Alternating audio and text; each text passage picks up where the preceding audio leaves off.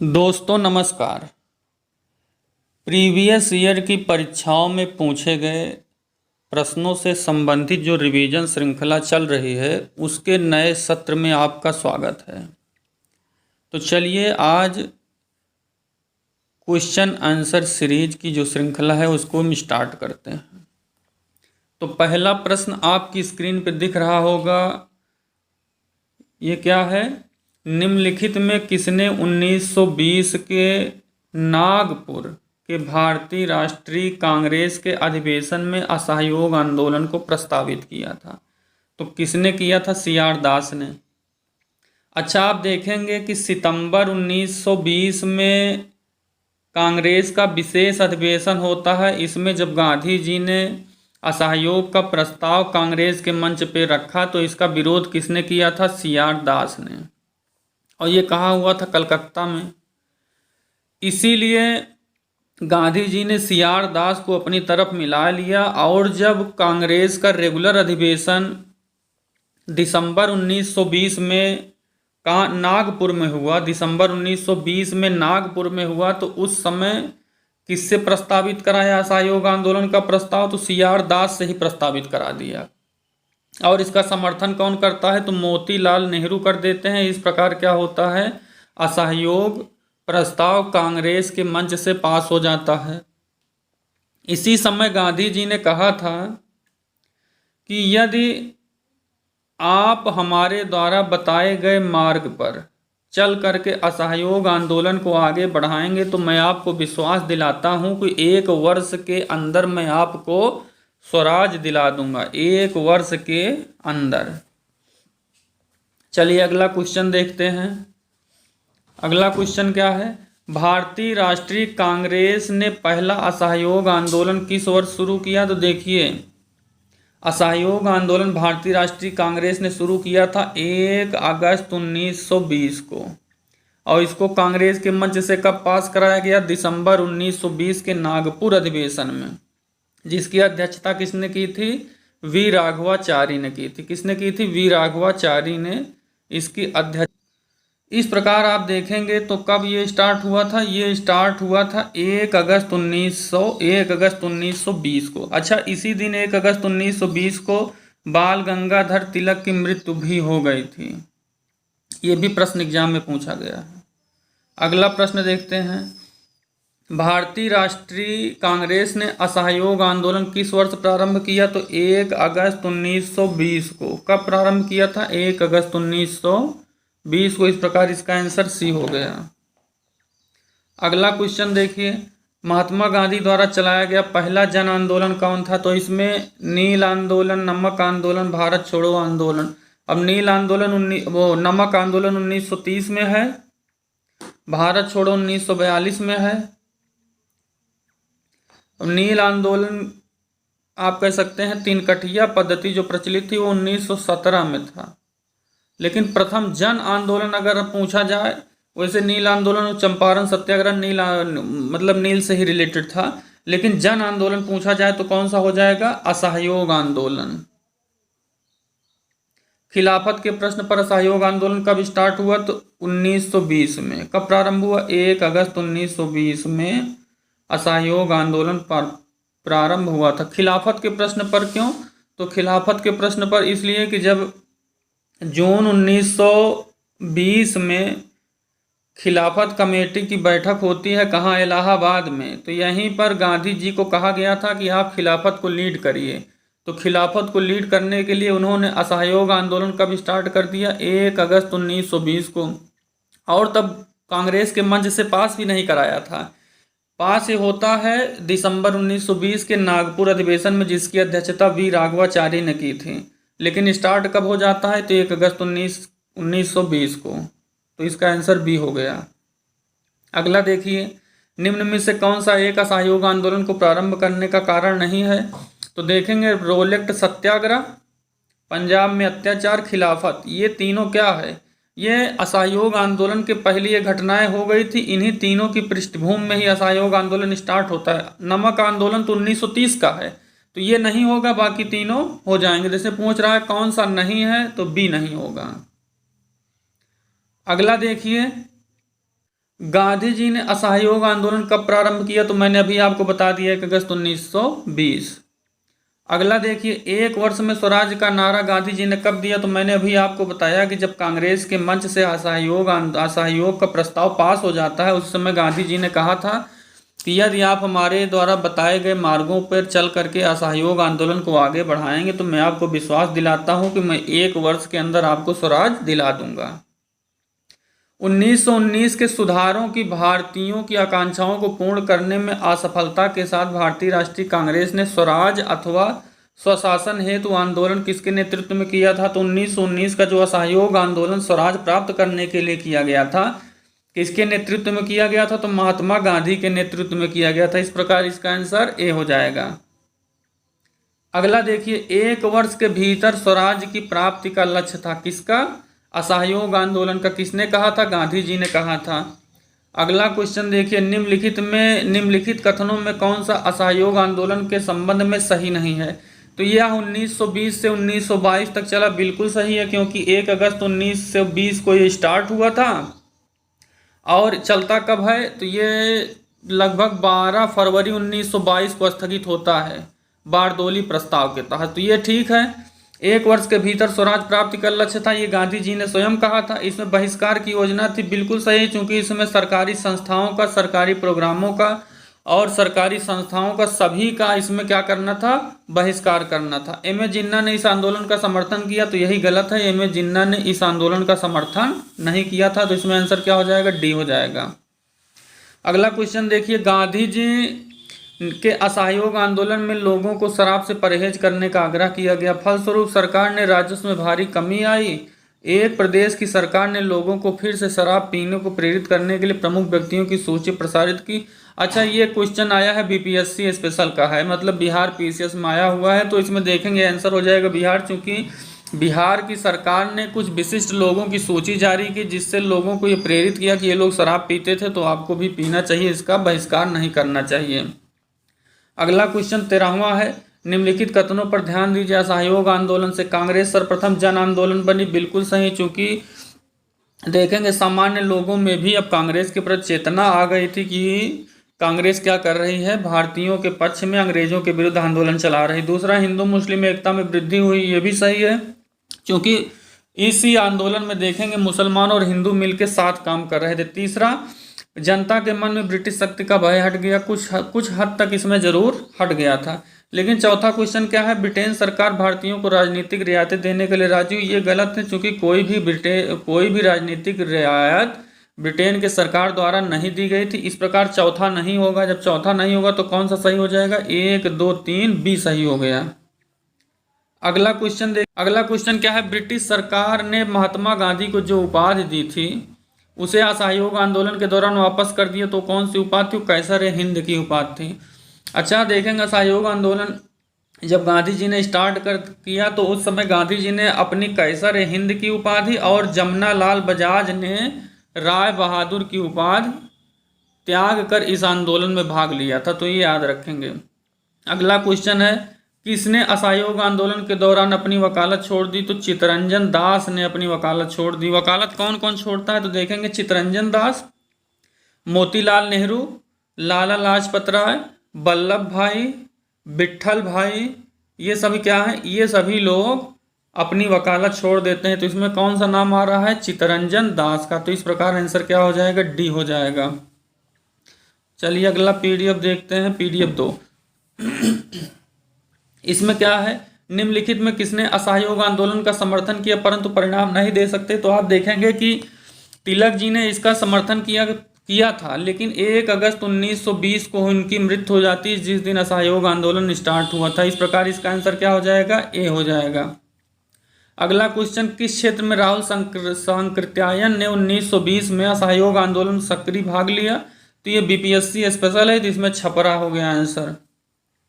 अब देखिए, निम्नलिखित में कौन सा चौरी चौरा कांड की वास्तविक तिथि है?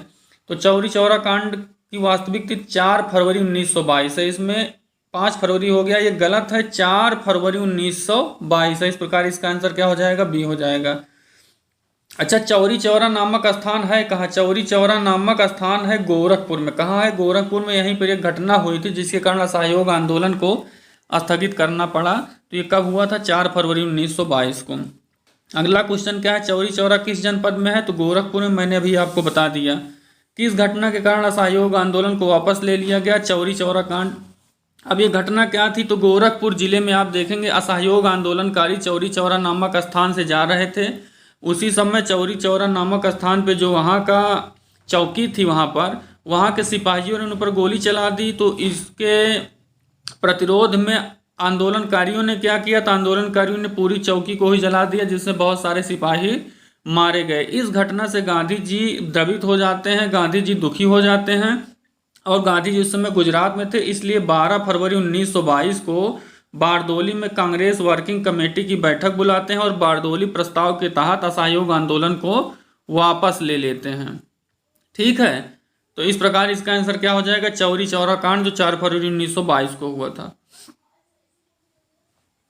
महात्मा गांधी ने असहयोग आंदोलन स्थगित किया, क्यों? क्योंकि चौरी चौरा में हिंसा भड़क उठी। मैंने अभी आपको ये बता दिया था। अगला क्वेश्चन देखिए, महात्मा गांधी ने 1922 में असहयोग आंदोलन को क्यों वापस लिया?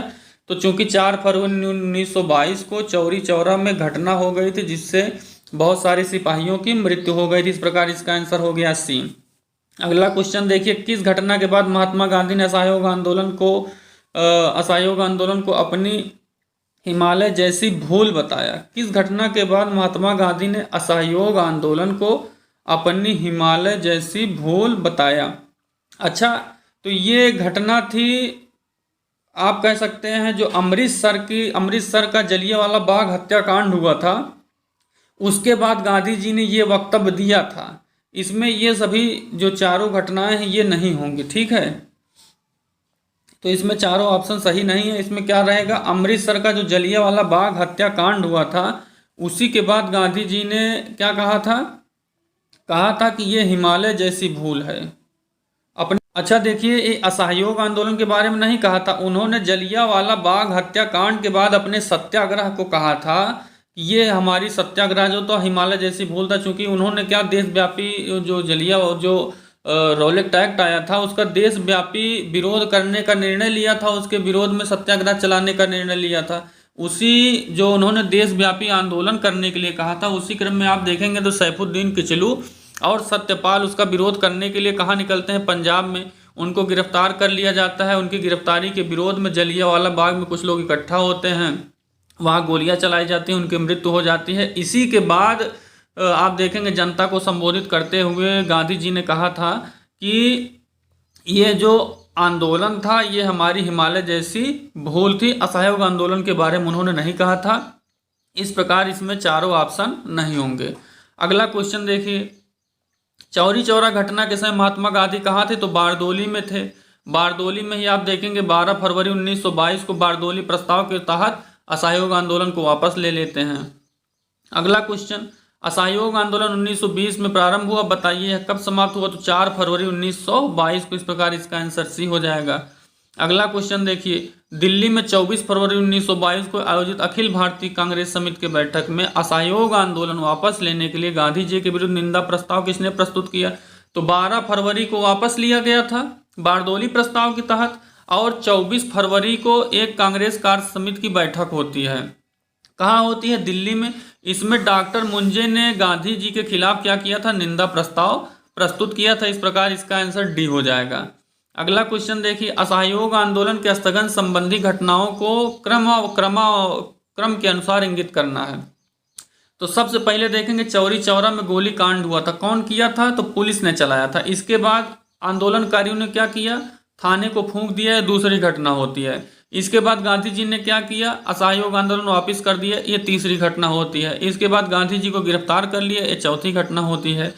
तो 1 2 3 4 इस प्रकार क्या हो जाएगा? ए सही हो जाएगा।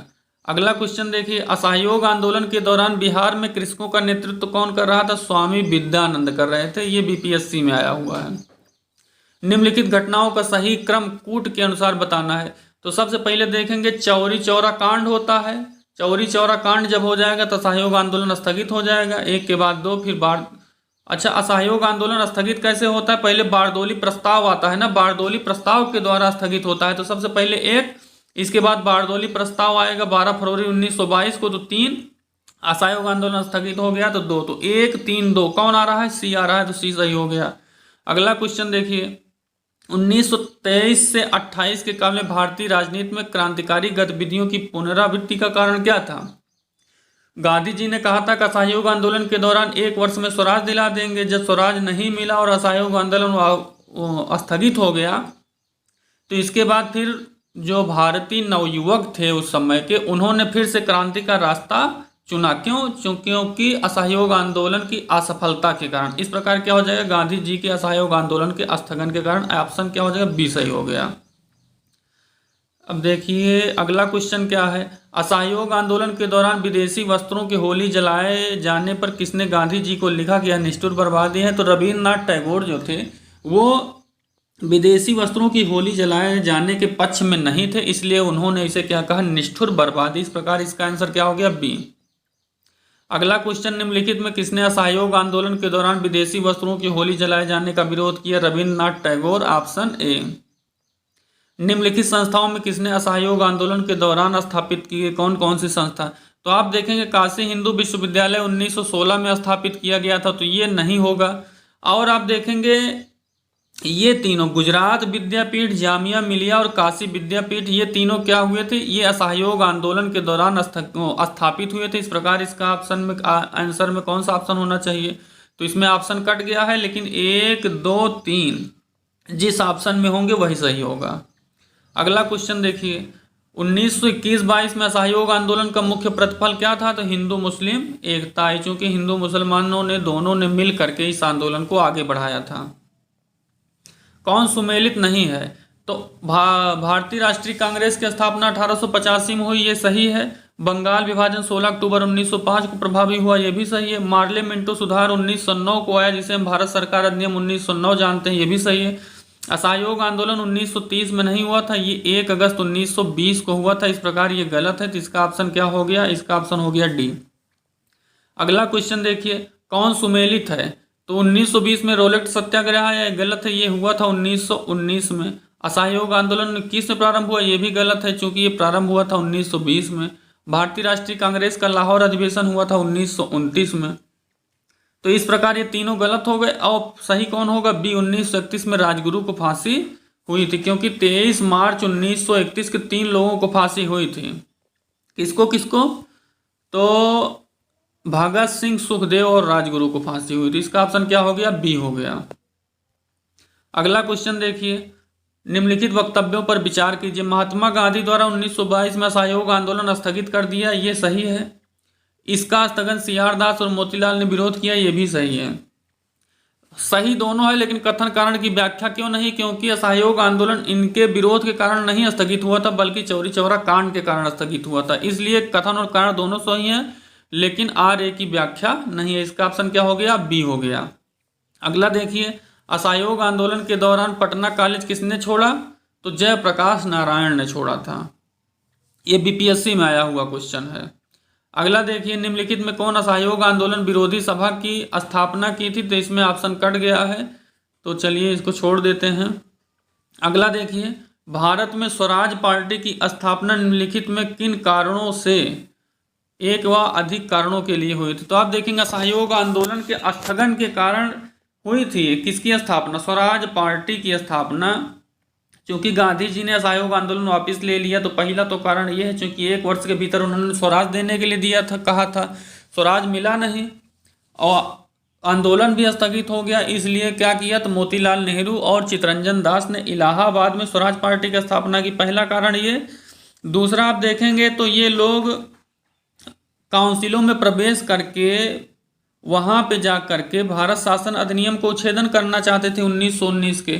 तब इसमें क्या था? सी.आर. दास और मोतीलाल नेहरू ये चाहते थे कि चुनाव में भाग लेकर के आप जाइए, सदन में बैठिए, वहाँ पे अंग्रेजों का विरोध करिए, वहाँ पर असहयोग की भावना को जीवित रखिए, ये भी इनका प्लान था।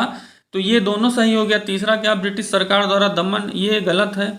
भारतीय इस आशय से अनुभूत करिए कि उन्हें प्रशासनिक अनुभव के लिए नहीं जाना चाहते थे, बल्कि ये किस लिए जाना चाहते थे कि सदन में जा करके अंग्रेजों का प्रतिरोध किया जाए, जिससे सदन में भी असहयोग की भावना जीवित रह सके। तो कौन सा सही हो जाएगा? 1 और 2 सही हो गया।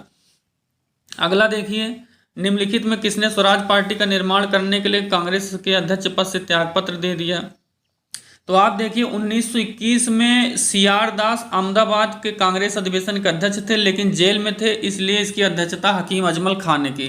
अंततः 1922 के नागपुर अधिवेशन में उन्होंने अध्यक्षता की। उन्होंने एक प्रस्ताव पेश किया कि हमें चुनाव में भाग लेकर के कहाँ जाना चाहिए, तो विधानसभा में जा करके वहाँ पर अंग्रेजों का विरोध करना चाहिए। लेकिन देखिए कि ये प्रस्ताव गिर जाता है, जिससे नाराज होकर के उन्होंने क्या किया कि कांग्रेस के गया अधिवेशन में, जिसकी वो अध्यक्षता कर रहे थे, अध्यक्ष पद से त्यागपत्र दे दिया। कौन? सीआर दास। और इसी के बाद मोतीलाल नेहरू के साथ मिल करके स्वराज पार्टी की स्थापना इलाहाबाद में कर देते हैं। तो इस प्रकार इसका ऑप्शन क्या हो गया? ए। अगला क्वेश्चन देखिए, स्वराज पार्टी के गठन की असफलता किसके बाद हुई? तो असहयोग आंदोलन की असफलता के बाद। अगला क्वेश्चन, स्वराज दल की स्थापना किसकी असफलता के बाद होगी? तो स्वराज दल की स्थापना असहयोग आंदोलन की असफलता के बाद होगी। अगला क्वेश्चन, स्वराज पार्टी को किसने संस्थापित किया? तो मैंने अभी आपको बता दिया, सीआर दास और मोतीलाल नेहरू ने 1923 में कहाँ स्थापित किया था? तो प्रयागराज में, जो उस समय इलाहाबाद कहा जाता था, आज का प्रयागराज है, यहीं पे स्थापित किया था। अगला देखिए, स्वराज दल की स्थापना किसने की थी? तो चित्तरंजन दास और मोतीलाल नेहरू ने, मैंने आपको बता दिया ये। अब अगला देखते हैं, ये है निम्नलिखित में स्वराज पार्टी का गठन किससे संबंधित है? स्वराज पार्टी दो लोगों ने किया था, सीआर दास और मोतीलाल नेहरू ने। इसमें ऑप्शन कट गया है। अगला देखिए, मोतीलाल नेहरू और सीआर दास ने 1923 में किस पार्टी का गठन किया था? तो स्वराज पार्टी का गठन किया था। अगला क्वेश्चन देखिए, मोतीलाल नेहरू स्वराज दल के नेता थे, निम्न में से कौन इसमें नहीं था इस दल का? तो आप देखेंगे श्री वल्लभ भाई विट्ठल भाई पटेल तो स्वराज पार्टी की ओर से विधानसभा के अध्यक्ष 1925 में बनाए जाते हैं। चित्तरंजन दास और मोतीलाल नेहरू ने इसकी स्थापना की थी, किसकी? स्वराज पार्टी की। श्रीनिवास अयंगर भी इससे जुड़े थे, सी राजगोपालचारी इससे जुड़े नहीं थे। इस प्रकार इसका ऑप्शन क्या हो गया? डी हो गया। अगला क्वेश्चन आप देखिए, अगला क्वेश्चन ये रहा, निम्नलिखित में स्वराज पार्टी से संबंधित कौन नहीं थे? तो राजेंद्र प्रसाद स्वराज पार्टी से संबंधित नहीं थे, क्योंकि सीआर दास मोतीलाल नेहरू ने इसकी स्थापना की थी, एनसी केलकर इससे जुड़े हुए थे। अगला क्वेश्चन, बिहार में स्वराज दल का गठन किसने किया? श्री कृष्ण सिंह ने किया, और ऑप्शन इसमें कट गए हैं। अगला क्वेश्चन देखिए, अगला क्वेश्चन क्या है? निम्नलिखित घटनाओं को सही कालक्रम में सेट करना है। तो सबसे पहले देखेंगे लखनऊ समझौता 1916 में होता है, फिर आप देखेंगे जलियांवाला बाग हत्याकांड 1919 में होता है, बाल गंगाधर तिलक की मृत्यु 1920 में होती है, और स्वराज पार्टी की स्थापना 1923 में होती है। तो आप सेट कर दीजिए, पहले पे क्या होगा? 1, दूसरे पे क्या होगा? दूसरे पे जलियांवाला हो जाएगा 3, तीसरे पे क्या हो जाएगा? इनकी मृत्यु हो जाती है 4। तो इस प्रकार ऑप्शन क्या हो गया? सी हो गया। स्वतंत्रता पूर्व भारत में निम्नलिखित में किसने केंद्रीय विधानसभा में स्वराज दल का समर्थन किया? तो जो M.A. जिन्ना था उसने एक बार देखिएगा तो समर्थन किया है, किसका? स्वराज दल का विधानसभा में। देश बंधु के नाम से कौन प्रसिद्ध है? चित्तरंजन दास। अच्छा, चित्तरंजन दास देश बंधु और दीन बंधु के नाम से कौन फेमस है? तो C.F. एंड्रूज। दोनों याद करके रखिए। अगला देखिए, स्वराज आम जनता के लिए होना चाहिए, वर्गों के लिए नहीं, किसने कहा था? तो ये सीआर दास जी ने कहा था, चित्तरंजन दास ने कहा था। कांग्रेसी नेताओं द्वारा मॉन्टेग्यू चेम्सफोर्ड की निंदा करने पर कई नरमपंथियों ने पार्टी छोड़ करके नई पार्टी का गठन कर लिया। कब? तो कौन सी पार्टी थी? तो इंडियन लिबरल फेडरेशन। तो इसकी अध्यक्षता किसने की थी? किसके नेतृत्व में पार्टी बनी थी? तो सुरेंद्र नाथ बनर्जी की अध्यक्षता में। क्यों बनी थी? क्योंकि भारत शासन अधिनियम 1919 की, देखिए, कुछ लोग समर्थन कर रहे थे और कुछ लोग विरोध कर रहे थे। जो लोग समर्थन कर रहे थे वो कांग्रेस से अलग होकर के सुरेंद्र नाथ बनर्जी के नेतृत्व में इंडियन लिबरल फेडरेशन की स्थापना कर देते हैं। अगला क्वेश्चन देखिए, निम्नलिखित में से किन लोगों ने 16 दिसंबर 1922 को इंडिपेंडेंट पार्टी बनाने का निर्णय लिया? अच्छा, निर्णय लिया था 1922 में मदन मोहन मालवीय और मोतीलाल नेहरू ने, लेकिन बनाया किसने? मोतीलाल नेहरू और चित्तरंजन दास ने। ये दोनों फैक्ट याद रखेंगे आप। निर्णय किसने लिया था बनाने का? मदन मोहन मालवीय और मोतीलाल नेहरू ने। इस प्रकार इसका ऑप्शन क्या हो गया? 2 और 4। निम्नलिखित में सेंट्रल लेजिस्लेटिव असेंबली का पहला अध्यक्ष कौन था? तो मैंने अभी आपको बताया कि लेजिस्लेटिव असेंबली का अध्यक्ष कौन है? विट्ठल भाई पटेल। ये किस पार्टी से थे? स्वराज पार्टी से। अगला क्वेश्चन, वे एक राष्ट्रीय नेता जो 1925 के सेंट्रल लेजिस्लेटिव असेंबली के अध्यक्ष निर्वाचित हुए? विट्ठल भाई पटेल। अगला, अगस्त 1925 में सेंट्रल लेजिस्लेटिव असेंबली के अध्यक्ष कौन हुए? विट्ठल भाई पटेल। साइमन कमीशन किस वर्ष भारत आया है? तो देखिए इसकी नियुक्ति हुई थी नवंबर 1927 में। अब आता कब है भारत? तो फरवरी 1928 में। कब आता है? फरवरी 1928 बंबई में आता है, जहां से इसका विरोध स्टार्ट हो जाता है। अगला क्वेश्चन देखिए, अगला क्वेश्चन है भारतीय राष्ट्र साइमन कमीशन के आने के विरुद्ध जन आंदोलन क्यों हुआ? तो साइमन कमीशन का विरोध इसलिए हो रहा था क्योंकि इसमें तत्कालीन वायसराय इरविन के कहने पर एक भी भारतीय को इसमें जगह नहीं मिली थी, इसलिए साइमन कमीशन का विरोध हो रहा था। इसलिए इसमें आंसर कौन हो जाएगा? साइमन कमीशन में कोई भारतीय नहीं था। साइमन कमीशन कब नियुक्त हुआ? तो मैंने अभी आपको बताया नवंबर 1927 में। अगला देखिए, 1928 में साइमन कमीशन भारत में किस उद्देश्य से आया था? ये जो भारत शासन अधिनियम 1919 था, इसी की समीक्षा के लिए एक आयोग भेजा जाना था 10 साल बाद, लेकिन चूंकि 1929 में होना था चुनाव ब्रिटेन में, इसलिए 1 साल पहले ही फरवरी 1928 में साइमन कमीशन भारत आ जाता है। तो प्रशासनिक सुधार पर विचार करने के लिए किस लिए आया था? 1919 के भारत शासन अधिनियम पर विचार करने के लिए, जिससे इससे जो 4 ऑप्शन दिए हैं इसमें सबसे सटीक कौन हो जाएगा? प्रशासनिक सुधार पर विचार करने के लिए। भारतीयों ने साइमन कमीशन का विरोध क्यों किया? मैंने अभी आपको बता दिया, क्योंकि इसमें किसी भी भारतीय को शामिल नहीं किया गया था। अगला देखिए, निम्नलिखित में से साइमन कमीशन का कौन सा एक उदारवादी दल का सदस्य था? तो देखिए साइमन कमीशन जॉन साइमन की अध्यक्षता में आया था और जॉन साइमन ये उदारवादी दल का सदस्य था। साइमन किस दल का? लिबरल पार्टी का ये सदस्य था। अगला देखिए, किसके सुझावों पर भारतीयों को साइमन कमीशन से बाहर किया गया? तो तत्कालीन वायसराय लॉर्ड इरविन के सुझावों पर। नीचे 2 वक्तव्य कारण दिए हैं, ध्यान देना है। कांग्रेस ने साइमन कमीशन का विरोध किया, सही है। साइमन आयोग में एक भी भारतीय नहीं था, कारण भी सही है। क्यों विरोध किया था? क्योंकि इसमें एक भी भारतीय को शामिल नहीं। इस प्रकार ए और आर दोनों सही है और कथन कारण की व्याख्या भी कर रहा है। इस प्रकार इसका ऑप्शन ए हो गया। अगला देखिए, साइमन कमीशन के संबंध में कौन सही नहीं है? इसकी नियुक्ति 1919 के क्रियान्वयन की पूछताछ के लिए किए गई थी, सही है ये। इसके अध्यक्ष जॉन साइमन थे, सही है। ये लिबरल पार्टी से थे। उसने संघीय प्रकार के सरकार की नियुक्ति की है, बिल्कुल सही है, क्योंकि इसी की संस्थितियों पर भारत शासन अधिनियम 1935 आता है, जिसमें संघीय प्रकार के शासन की संस्तुति की गई। भारतीय नेताओं ने विरोध किया, बिल्कुल सही है। इसी विरोध में तो लाला लाजपत राय की मृत्यु भी हुई थी। इस प्रकार ऑप्शन डी हो गया। अगला देखिए, साइमन कमीशन की सिफारिशों के संबंध में कौन सही नहीं है? इसने प्रांतों में द्वैध शासन को, कौन सही है? इसने प्रांतों में द्वैध शासन को उत्तरदायी शासन से प्रतिस्थापित करने की संस्तुति की, बिल्कुल सही। चूंकि भारत शासन अधिनियम 1919 जो था, इसने प्रांतों में द्वैध शासन प्रणाली स्थापित कर दी थी, लेकिन साइमन कमीशन जो आया तो इसने रिकमेंड क्या किया? इसने द्वैध शासन केंद्र में लागू कर दिया और प्रांतों को स्वायत्तता सुनिश्चित करा दी, और जिसका रिफ्लेक्शन आप कहाँ देखते हैं? भारत शासन अधिनियम 1935 में। इस प्रकार इसका ऑप्शन क्या हो जाएगा? ए सही हो जाएगा। अगला क्वेश्चन देखिए, लाला लाजपत राय कब घायल हुए? तो देखिए साइमन कमीशन के विरोध में लाहौर में जब साइमन कमीशन जाता है तो वहाँ ये विरोध करते हैं। इनके ऊपर आप देखेंगे सैंडर्स ने लाठियां बरसवा दी, जिसके कारण इनकी मृत्यु हो जाती है। जब इनकी मृत्यु हो जाती है तो इनकी मृत्यु का बदला लेने के लिए दिसंबर 1928 में भगत सिंह, सुखदेव, राजगुरु और चंद्रशेखर आजाद ने सैंडर्स की हत्या भी कर दी थी, जिसके कारण आप देखेंगे इनको फांसी की सजा मिलती है। किसको? भगत सिंह, सुखदेव और राजगुरु को। अगला देखिए, पंजाब केसरी की उपाधि किसको दी गई थी? तो लाला लाजपत राय पंजाब केसरी के नाम से फेमस हुए थे।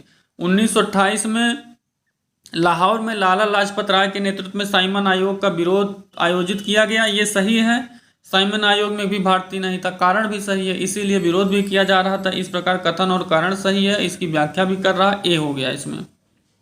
नेहरू रिपोर्ट किसकी अध्यक्षता में तैयार की गई थी? मोतीलाल नेहरू की। नेहरू रिपोर्ट तैयार क्यों की गई? क्योंकि जब साइमन आयोग का भारतीय विरोध कर रहे थे तो उस समय भारत सचिव लॉर्ड बर्कनहेड था। उसने कहा कि अगर आप कोई ऐसा संविधान बना के हमें दे दें जिस पर सभी पार्टियों के लोग सहमत हो तो मैं वही लागू कर दूंगा।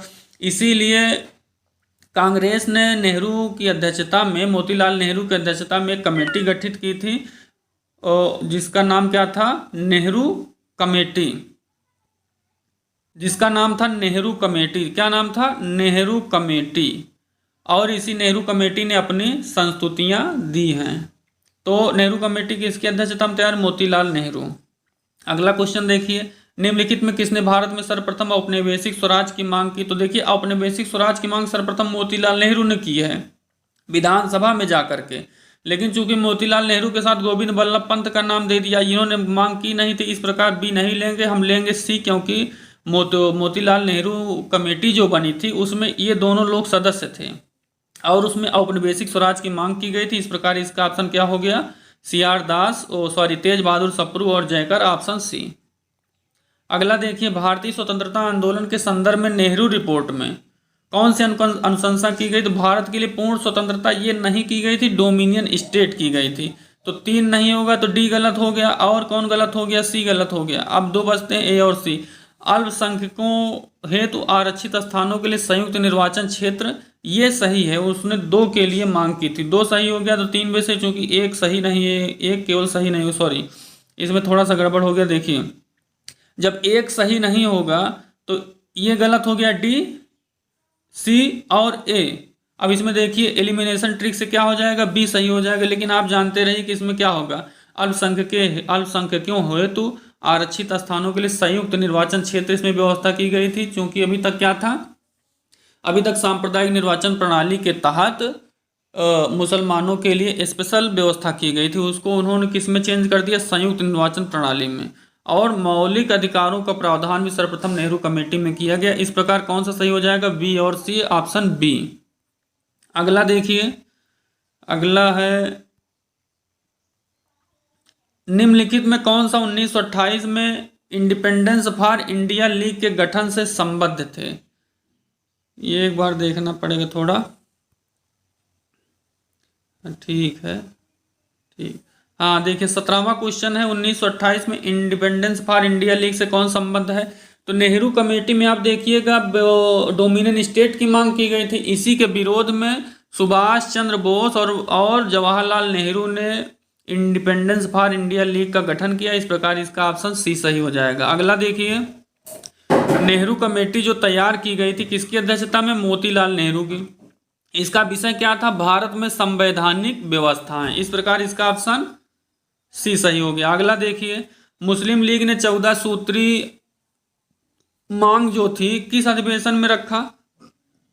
तो 1919 के मुस्लिम लीग का 1929 का जो दिल्ली में अधिवेशन हुआ था, इसी में जिन्ना ने अपनी 14 सूत्री मांग रखी थी। अगला क्वेश्चन देखिए, कांग्रेस दल की उग्र शाखा ने जिसके प्रमुख जवाहरलाल नेहरू थे इंडिपेंडेंस फॉर इंडिया लीग की स्थापना की, वह लीग किसके विरोध में स्थापित हुई? तो नेहरू रिपोर्ट मैंने अभी आपको बता दिया। चूंकि नेहरू रिपोर्ट में डोमिनियन स्टेट था और ये लोग चाहते थे पूर्ण स्वतंत्रता, इसलिए इसके विरोध में इन्होंने इंडिपेंडेंस फॉर इंडिया लीग की स्थापना की थी। अगला क्वेश्चन आप देखिए, अगला क्वेश्चन क्या है? कांग्रेस दल की उग्र शाखा ने, अच्छा ये हो गया। अगला क्वेश्चन है 14 सूत्री मांग 20। अच्छा, यहाँ पे ये समाप्त हो। अच्छा, आप देखेंगे कि नेशनल मूवमेंट पर हमने पूरा डिस्क्रिप्टिव वीडियो अपलोड किया है। अगर आप जाके 7 वीडियो हैं, अगर पूरा देखेंगे तो जो क्वेश्चन आंसर सेशन चल रहा है मॉडर्न हिस्ट्री का, इसके बाद इसको सॉल्व करेंगे तो आपको पूरा कंठस्थ हो जाएगा। क्वेश्चन का जो आंसर है पूरा कंठस्थ हो जाएगा, क्योंकि उसमें मैंने डिस्क्रिप्टिव व्याख्या पूरा की है।